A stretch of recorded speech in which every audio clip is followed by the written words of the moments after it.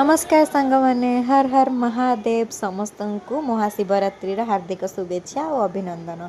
भगवान महादेव को कृपारू आपण समस्त भलरे रुहंतु यह ही मोर एकांत कामना और मनस्कामना।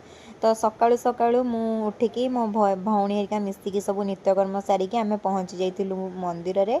आम गाँ मंदिर रे ठाकुरंकर बढ़िया से दर्शन हैला, पूजा मध्य होइतिला। जेहेतु देह खराब में किछि दिन भिडियो आन नथिली, देखंतु ये घरे आसी केमते रील करूची। तो दिन सारा आज मोर शोइबारे ही बीती जाइए, कारण आपण मैंने तो जानी देह के असुस्थ रोचे। तो से सब भितर पुणी आज उपवास करने कथा मामा कहूला जे कौन करूँ एमती देह खराब, जेहेतु टे से चिंतार था मोपाई। तो मुझे कहली नाई कि ना ठीक अच्छे, फल आ पणा पीकी करदेवी किंतु करी।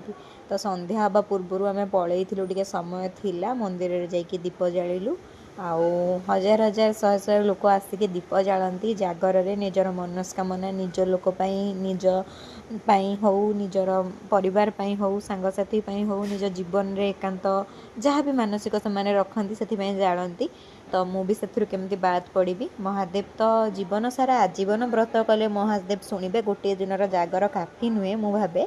किंतु प्रथा परंपरा अच्छी, आमे सबु बेले से जिनस को मानिकी गोटे दिन सेलिब्रेट करवा मो हिसाब रे मो हिसाब रे गोटे सप्तरे शिवरात्रि पालिबा भलिया हबो। तो परिशेष आम गाँ मंदिर रे मध्य महादीप उठी जाइथिला। तो महादीप फुटला बेले बहुत ही बढ़िया लगे ये सब गाँ परिवेश। मु तो छोट बेलू आसिक जेहेतु समय बिताए, तो मत बहुत भल लगे। जागर दिन घरे बसिले मत हालिया लगे, किंतु मंदिर रे बसिले टिके मनटा को शांति लगे।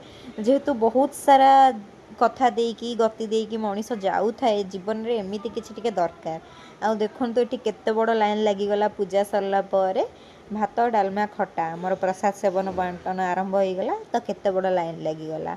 तो एमिति ही थिला मोर किछि जागरर अनुभूति। तो राति रे प्रसाद मध्य घर को आसिला, आमे समस्त खाई देथिलु। वीडियोटी भल लागिथिले लाइक शेयर सब्सक्राइब कर देबे। रहूची जय जगन्नाथ।